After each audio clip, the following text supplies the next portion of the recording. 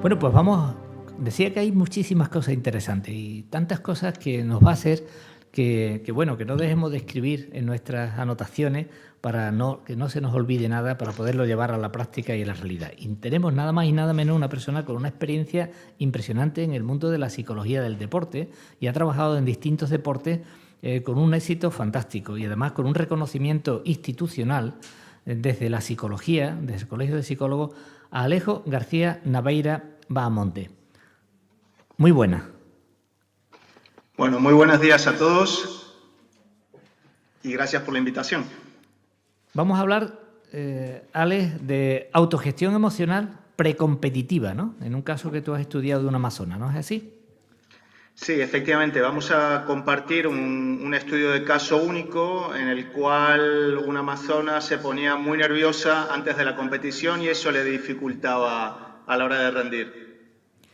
La experiencia del caso único que tú nos vas a contar es extrapolable a otras personas en este campo, ¿tú crees?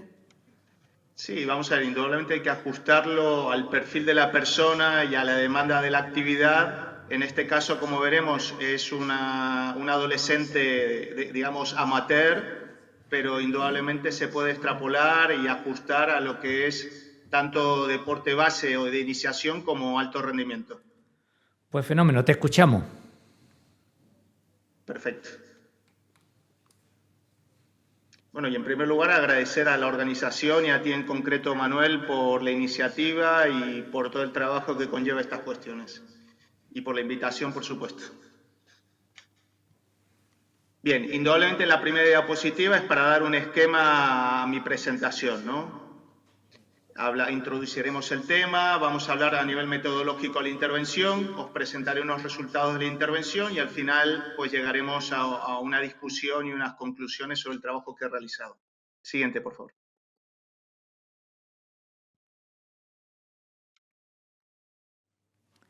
Bien, indudablemente el punto de partida se centra en que la ansiedad o altos niveles de ansiedad, aunque un poco de ansiedad es necesario tener ese cosquilleo o esas ganas, digamos, que habitualmente se entiende, pero cuando hay una sobreactivación, un exceso de preocupaciones, cuando hay, digamos, un malestar general, indudablemente esas cuestiones atentan contra lo que es la salud y en este caso concreto al rendimiento deportivo, sin olvidarnos la salud también de por medio, ¿no? Porque no es solo focalizar en lo que es el rendimiento deportivo, sino que hay una cuestión, digamos, de salud mental y bienestar general que es importante tener presente. Siguiente. Cuando hablamos de ansiedad, indudablemente estamos haciendo referencia a esa sensación de malestar general que se representa o lo atendemos dentro de lo que es un triple sistema de respuesta, tanto a nivel cognitivo, fisiológico y motor. Cognitivo a nivel de preocupaciones, dudas, inseguridades, a nivel fisiológico, taquicardia, exceso de sudoración, exceso de tensión muscular, y también a nivel motor, que puede ser desde el no movimiento, lo que sería el quedar paralizado, realizar movimientos repetitivos sin un fin concreto, en el sentido cuestiones que dificultan lo que es el propio rendimiento. Esta cuestión es importante porque cuando uno interviene, también hay que detectar dónde está el foco. ¿Qué significa? Que si el foco está más a nivel cognitivo, pues las estrategias de intervención tienen que ir más orientadas a ese trabajo cognitivo, a nivel de pensamientos, creencias, esas dudas, inseguridades,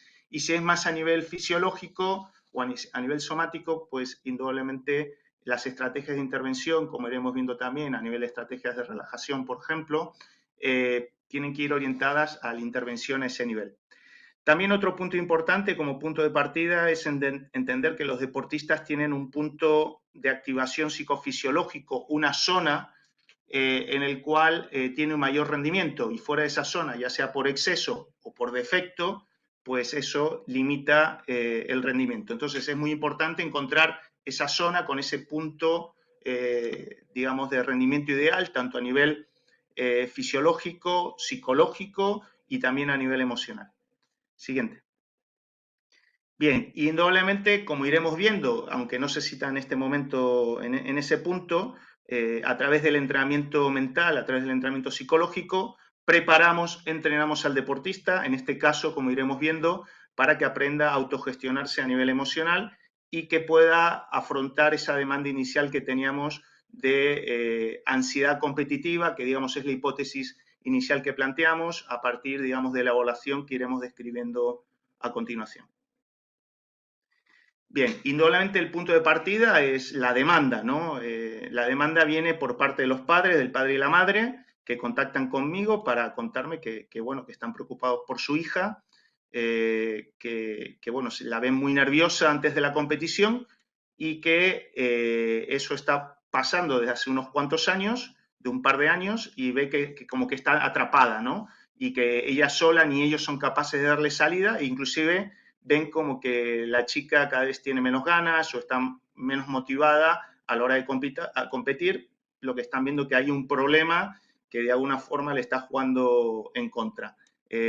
Hacen referencia a esos nervios antes de la competición, que le dificulta, según la percepción de, ella, de ellos, que la ven más tensa, que toman malas decisiones, que no hay una conexión o una comunicación con el propio caballo, ven como una cierta distancia, y que, claro, por un lado, la chica, según la percepción de los padres, quiere hacerla muy bien, y en una prueba, como es el salto de obstáculo, como veremos después, pues indudablemente es hacerlo muy bien, y también fallo cero, digamos, y eso de alguna forma se transforma en una situación altamente estresante y en cual el objetivo, digamos, de la intervención se trata de, como había comentado, poder realizar un entrenamiento de autogestión emocional con vistas principalmente, a raíz de la demanda, de mejorar el rendimiento, pero insisto, toda la parte de salud y bienestar es doblemente importante también.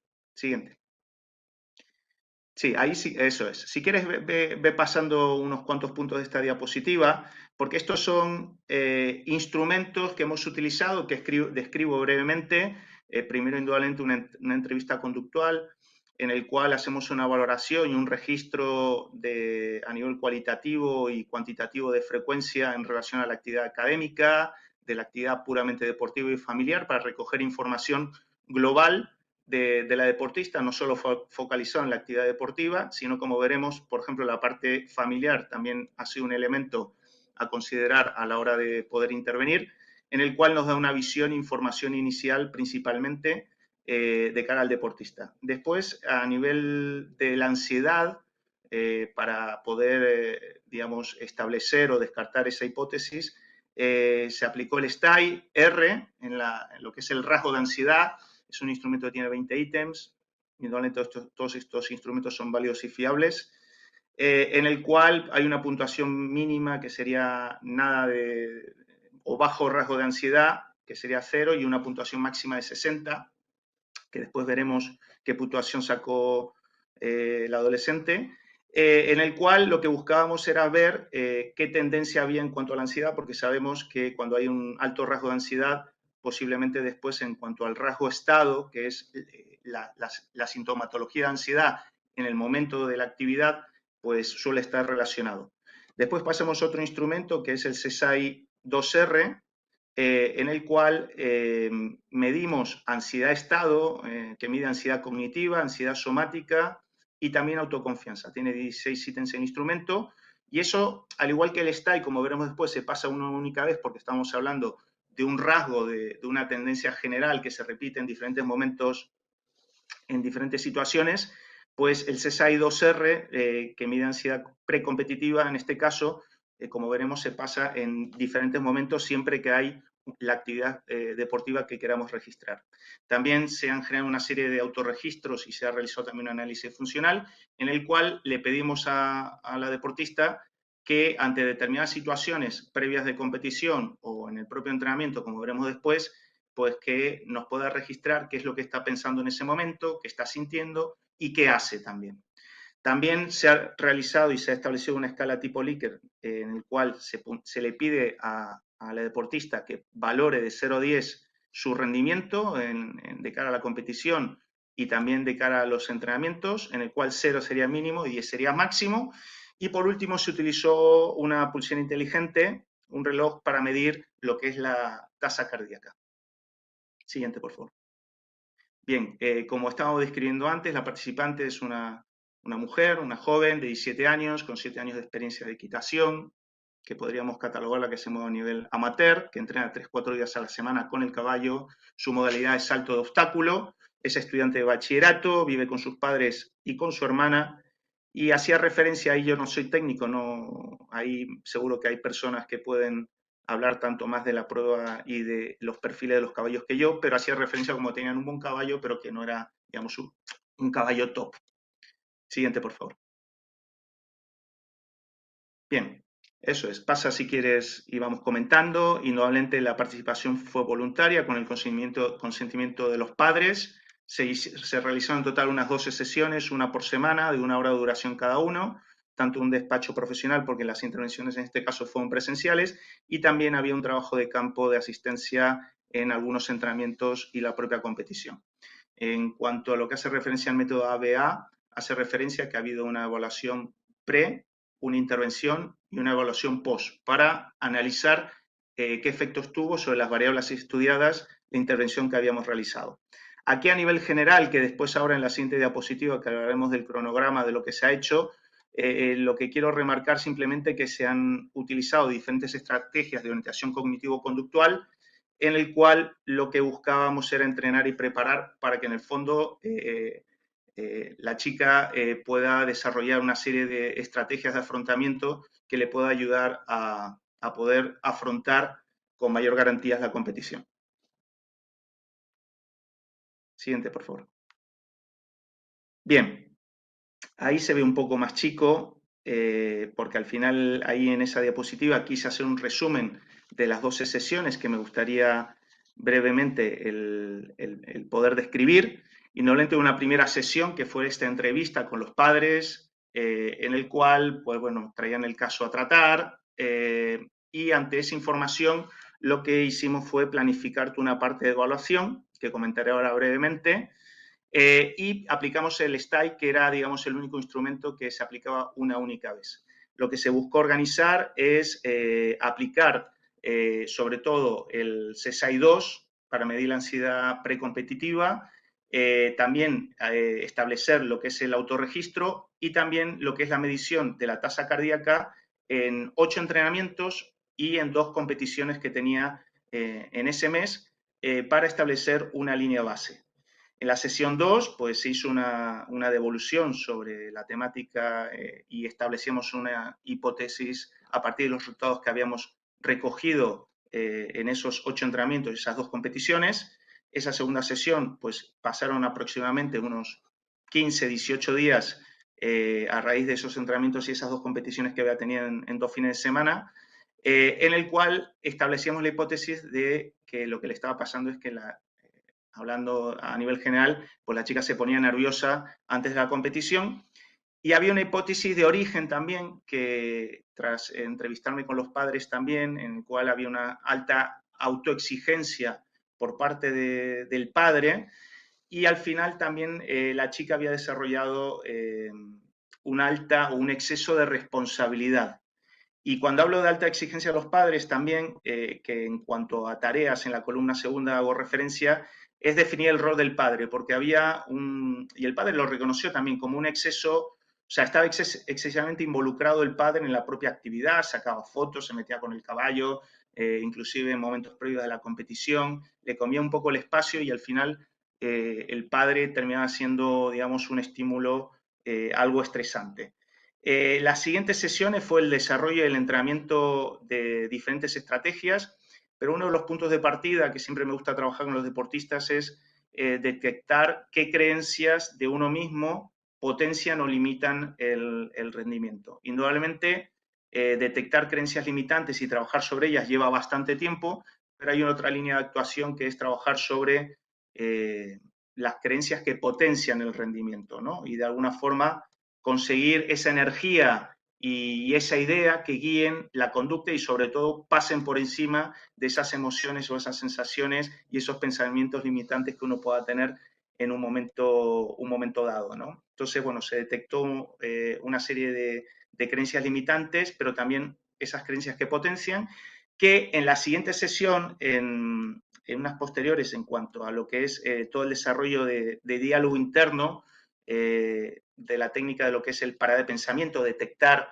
pensamientos intrusivos, detectar pensamientos negativos, pues por un lado detectarlos, por otro lado aplicar la técnica de parada de pensamiento para frenar y bloquear esos pensamientos y generar un diálogo interno positivo a partir de esas creencias que potencian, en el sentido que ella se sentía que realmente podía. Ella ha afrontado otras situaciones de su vida y en el fondo, ya sea académicas o personales y algunas deportivas también, que ella se sentía capaz de conseguir lo que aquello se proponía, principalmente desde una perspectiva académica, que en el cual era una muy buena estudiante, ¿no? Entonces, el diálogo que ella se repetía era yo puedo, yo soy capaz de conseguirlo, ¿no?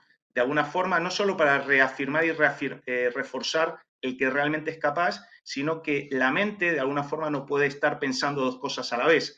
Entonces, tener la mente ocupada con ese pensamiento ayudaba a bloquear, digamos, esos pensamientos intrusivos, que en el fondo la parte cognitiva es una de las principales fuentes de la propia ansiedad, ¿no?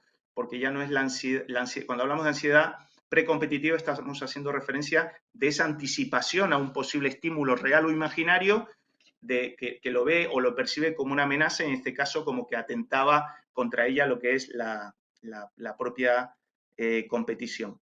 También establecimos objetivos no solo de resultados, ¿no? Que indudablemente es hacerlo muy bien la prueba y hacerlo, digamos, de forma que pueda disfrutar o que pueda estar más tranquila, pero al mismo tiempo con la propia atención competitiva que requiere, sino que también desarrollamos objetivos de rendimiento, ¿no? Como qué tareas precompetitivas se requiere o tiene que realizar, que al final son objetivos a corto plazo, qué objetivos y tareas tiene que realizar en la propia competición para poder después, posteriormente, integrarlo en un plan de acción. Indudablemente, también importante lo que es toda la parte, la anterior, por favor, toda la parte de lo que es el entrenamiento en activación y relajación. ¿Por qué? Porque como veremos después, en los entrenamientos como que eran más light o había entrenamientos que estaban muy relajada y ahí se necesitaba, digamos, activar, mientras que en otras situaciones, principalmente en la propia competición, lo que necesitaba era bajar, digamos, esos excesos de activación que, como veremos, tomamos como un punto de referencia lo que es las pulsaciones para saber el nivel de activación de arousal que tenía como activación del organismo que tenía la deportista. Siguiente, por favor. Bien, aquí en esta diapositiva lo que estamos viendo es que varias cuestiones. Lo primero, que tenía un determinado nivel de activación en cuanto a frecuencia cardíaca, tanto en la competición 1 como competición 2, y hacía una valoración de bajo rendimiento. Y también percibimos que en cuanto a ansiedad cognitiva está por encima de la media, al igual que la ansiedad somática, y la autoconfianza bajaba por debajo de la media como primer resultado, ¿no? Entonces, ella percibía en cuanto a observaciones que estaba nerviosa, que estaba tensa, y como conclusión o como valoraciones que estaba sobreactivada, ¿no? Como que estaba un poco pasada de la situación. También, como comentaba al principio, en cuanto al resultado del STAIR, sacaba una puntuación de 29 puntos que está en percentil 75, o sea que tiene un rasgo de ansiedad bastante alta. Entonces, entendemos que es un poco propensa a ponerse nerviosa ante determinadas situaciones y en este caso a nivel competitivo. Siguiente, por favor. Si hacíamos un seguimiento de los propios entrenamientos, de esos 8 entrenamientos para tener más información, detectamos dos cosas. La primera, que hay entrenamientos que están en amarillo, que tienen unas pulsaciones menores, que tienen también un rendimiento medio. Después en verde aparece pulsaciones que se asocian a un rendimiento mayor o una percepción de rendimiento mayor, y en rojo aparece unas pulsaciones altas que se asocian a un menor rendimiento. ¿Qué quiere decir con esto? Que si lo asociamos también a todo lo que es la ansiedad cognitiva y somática y la autoconfianza, vemos que cuando, digamos, está en verde, con esas pulsaciones, está como equilibrada, ¿no? Y podríamos llegar a la conclusión que se encuentra en una zona óptima para poder rendir, ¿no? Se siente con energía, se encuentra con ganas. Cuando hay en rojo, hay un exceso aparentemente por encima, se siente sobretensionada. Y aquí se encontraban dos elementos. Uno, que venía su padre a verla al entrenamiento y parece ser que era un estímulo y también de la propia entrevista. Y después, por otro lado, había tenido problemas un día en el colegio en relación a un examen o con unas compañeras que también le generó como un cierto estrés. Entonces, en entrenamientos he estado en punto óptimo, algunos días por debajo y otros días por arriba. Y entonces esto nos da un indicio que posiblemente entre 80 y 85 pulsaciones pues nos encontramos en su punto óptimo, su zona óptima de rendimiento. Siguiente, por favor. Tras la intervención y nos focalizamos en 6 entrenamientos, observamos que en esta semana, tras la intervención, insisto, había 3 días que se encontraba dentro de ese rango y hacía una valoración más alta de su rendimiento y se encontraba, y ella lo percibía como algo general, algunos días por debajo de ese nivel de activación o esa zona óptima de activación, en el cual pongo con asterisco y pongo en amarillo las pulsaciones que tenía, ahí había un ejercicio de activación.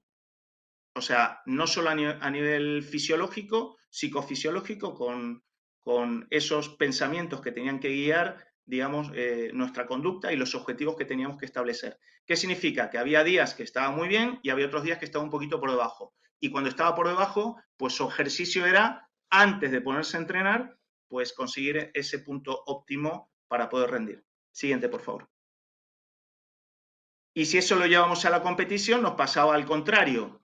Ella se encontraba por encima y su ejercicio era bajar para poder conseguir ese punto óptimo de activación, que insisto, va asociado con las puntuaciones de ansiedad cognitiva y somática que estaban inicialmente por encima de la media, pero en esa autorregulación bajaban esas puntuaciones y también aumentaba su autoconfianza.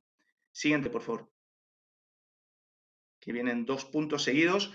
Claro, una cosa es, fíjense, por un lado es el plan precompetitivo a lo largo de la semana. ¿Qué significa? Que durante la semana, sabiendo que tiene una competición, me interesa que el vaso esté medio vacío. ¿Qué significa? Que quiero que practique la relajación, que lleve una vida ordenada, que esté tranquila, que podamos quitar los distractores o posibles estímulos estresantes previamente, y después hay una labor específica en el día de la competición, en el cual lo que buscamos es que monitorice a través de las pulsaciones su nivel de activación para que cuando hay excesos se pueda autogestionar. ¿Por qué? Porque esto es como cuando uno tiene fiebre. Si llego a la competición con 40 grados de fiebre es muy difícil bajarla, pero me resulta mucho más fácil cuando me encuentro en 36, 37, 38, el poder intervenir para poder bajarla. Y ahí tiene que aplicar indudablemente las estrategias que hemos podido entrenar, como es detectar qué pensamientos tengo,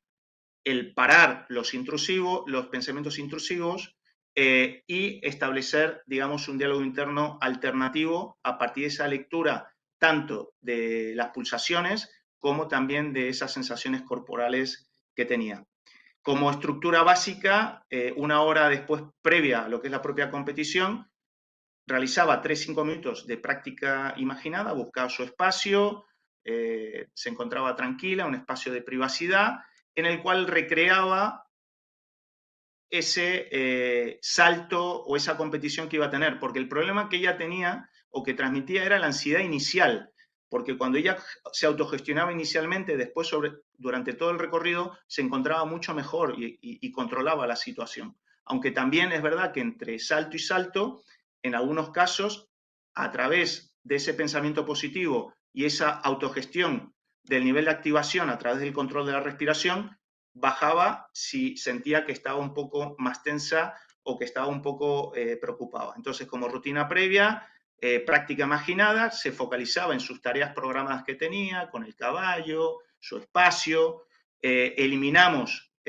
aunque suene un poco feo, eliminamos lo que es el elemento estresante o el rol que tenía el padre, y aplicaba esa autogestión emocional en función del requerimiento o de lo que ella necesitaba en esos momentos previos a la competición. Me queda un punto en esta diapositiva, si lo puedes poner, por favor. Sí, y después pongo nota, atención a posibles retrasos. Me refiero que si había un retraso o había un elemento extraño, también teníamos que prepararnos para poder autogestionar esa situación y no dejarlo solo en situaciones, digamos, ideales. Puede haber algún tipo de interferencia que, como puede ser el retraso de su salto, pues indudablemente tiene que aprender a autogestionarse en esas situaciones también. Siguiente, por favor. Bien, como conclusiones, ¿sí?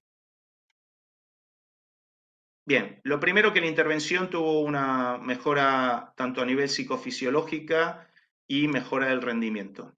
Indudablemente puede intervenir otros elementos como variables extrañas o que no están bajo nuestro control que puedan haber intervenido, pero como una primera reflexión es que el utilizar ciertas estrategias de orientación cognitivo-conductual son eficaces en esa modificación de la conducta y esa mejora de la autogestión a nivel emocional. En este caso concreto, la Amazonas se movía entre 80 y 85 pulsaciones como referente. Eso le da una atribución interna y de autogestión, le da un control de la situación, se siente más segura y tiene herramientas no solo para darse cuenta cuando está pasada, por decirlo de una forma, o está por debajo, sino que también es un indicador para poder poner en juego esas estrategias que había entrenado a la hora de poder autogestionarse. Por tanto, es importante la evaluación del nivel de activación a nivel fisiológico y no solo de esas variables a nivel psicológicas o solo lo que es la medición del rendimiento deportivo. Siguiente, por favor. Bien, importante gestionar el rol de las familias. Es inevitable cuando en la actividad deportiva, pues detrás de los jóvenes principalmente están las familias, están los padres y normalmente el padre o la madre suele estar más involucrado, a veces los dos, ¿no? Pero en otras ocasiones más uno que otro, ¿no? Y hay que detectar si ese rol, esa función que está desempeñando con todo su corazón y que históricamente la ha llevado a cabo, está haciendo un efecto positivo, porque quizás en un momento dado años atrás ha sido bueno, pero ahora está teniendo un efecto negativo, ¿no? Entonces, qué importante es trabajar con los padres y definir cuáles son su rol y funciones en el día a día y principalmente de cara a la competición. También otra reflexión es analizar la estructura, contenido y gestión de los entrenamientos en este ámbito para ver si las situaciones, el tipo de entrenamiento, de alguna forma, tiene una cierta similitud o puede tener una transferencia de cara a la competición, porque si el entrenamiento es muy light y después en la competición es una situación estresante, pues indudablemente hay una distancia y quizás nos estamos dejando cosas o perdiendo cosas en el camino de cara al propio entrenamiento y es un área de mejora para trabajar, por ejemplo, a nivel de carga física, a nivel de carga mental, que puedan preparar y ser un medio también para entrenar mentalmente al deportista de cara a la competición. Siguiente, por favor. Y simplemente para terminar, como la formación es muy importante, os quería compartir 3 actividades que tenemos desde el Colegio de Psicólogos de la Psicología de Madrid.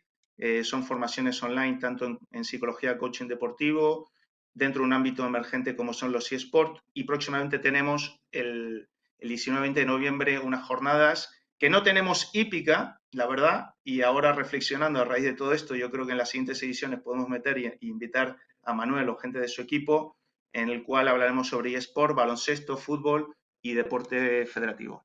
Muchas gracias por vuestra atención. Muchas gracias.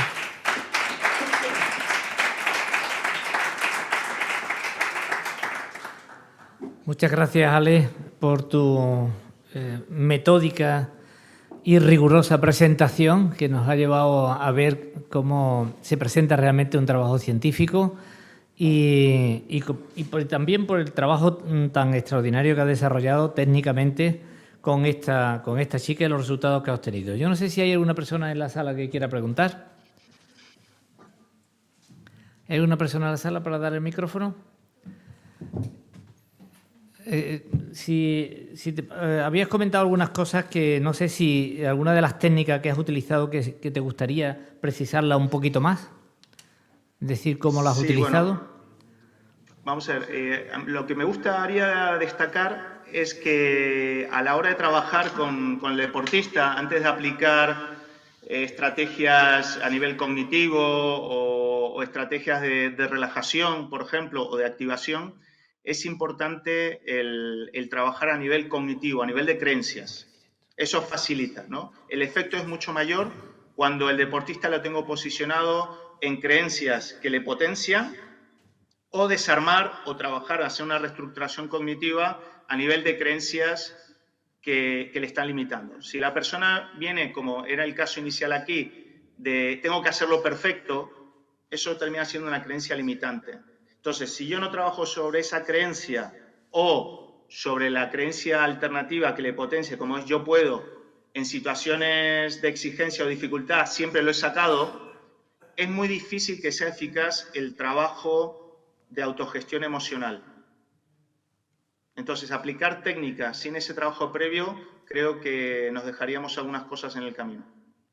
Sobre todo la eficacia. Muy bien, me parece fantástico. 30 segundos para que nos comente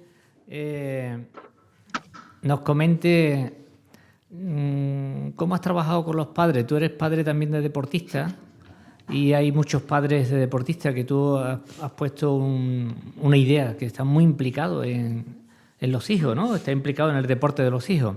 Y en este caso, pero también en muchísimos otros casos, somos fuentes de ansiedad para el competidor. ¿Cómo lo has trabajado?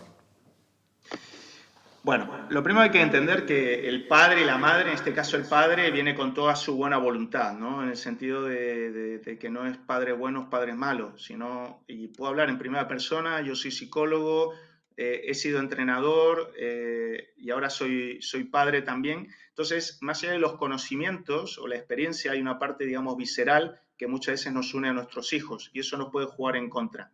Entonces, por un lado, necesitamos gente que nos eduque, por decirlo de una forma, en el buen sentido, y que nos lidere también, en el cual nos puedan establecer ese rol y función y en los espacios que hay que ocupar, ¿no? Entonces, yo creo que el primer punto es que los padres se den cuenta del efecto y del rol, más allá del amor que tengan a sus hijos, sino el efecto que tiene tanto positivo o negativo. A veces hay negación, ¿no? De decir, oye, no es así, pero hay veces que se dan cuenta, ¿no? Y sobre todo, como en este caso, cuando ese elemento lo ponemos a un lado, que no es que el padre no vaya o no esté, sino que el padre lo ponemos en una zona concreta que no tenga interacción con sus hijos, que saque sus fotos, que vivencie la competición, pero desde una cierta distancia, ¿no? Entonces, cuando nos damos cuenta del efecto que tenemos, para bien o para mal, de nuestros hijos, y no cortamos ese lazo, sino que nos colocamos en el lugar, o nos marcan, mejor dicho, el lugar que nos corresponden, pues cuando vemos ese beneficio posterior de ese cambio, pues indudablemente eso uno lo va interiorizando. E insisto, cuando hay esa parte visceral de por medio, de cara a nuestros hijos, esa unión simbiótica, por decirlo de una forma, a veces hay que probar y hay que dar un paso a un lado, aunque, nunca mejor dicho, tiremos de las cuerdas, de las riendas, pero hay que serlo, ¿no? Y si nos guían desde fuera, pues mejor. Muy bien. Lo que ocurre es que, por ejemplo, en tu caso, como entrenador, y lo que pasa a muchos padres que están implicados en el deporte hípico, conocen tanto el deporte hípico quizás como los hijos, o incluso más que en muchas ocasiones que los técnicos deportivos que están... Y claro, esa intervención se le hace muy difícil de no intervenir. ¿Y cómo es la valoración que tú le dirías a los padres que hicieran cuando se hable de la competición? Cuando se hable de la competición, ¿cuál es la valoración que tienen que hacer de la competición y de los técnicos que están implicados en la competición? Aquí siempre hay un debate muy fuerte en equitación sobre el papel de los jueces. Del papel positivo en unos casos, negativos en otros, y de todas maneras con mucha intervención. Los jueces intervienen mucho en no solo ya en el puesto que ocupa cada cual en el ranking o en la competición, sino también en la concesión de la doma que se tiene. ¿Qué podríamos aportar? También muy brevemente, que empezamos con Paco Gaviño, que le pediría que se subiera aquí al escenario ya. Perfecto. Yo creo que el padre y la madre, siempre ampliando ambos, es el que paga la actividad, es el que muchas veces hace de chofer, es el que tiene que educar en valores a su hijo o a su hija, y tiene que delegar, digamos, en los entrenadores y ser un espectador más dentro, digamos, de la competición, ¿no? Y respetar. Es verdad que el conocimiento es un arma de doble filo, yo creo que es bueno tener conocimiento, y si algo que no funciona, buscar asesoramiento o buscar terceras personas. Porque al final, si hay una sobrerelación del día a día más la propia competición de cara a su hijo o su hija, pues al final esa relación se puede ver perjudicada. Es mejor dar un paso a un lado, delegar y ocuparse de las funciones básicas, que coma bien, desplazamiento, pagar la actividad deportiva y delegar a los responsables de la actividad deportiva. Muy bien, muchísimas gracias. Te volvemos a aplaudir por tus palabras y agradecerte tu participación. Gracias, Manuel, y un fuerte abrazo a todos.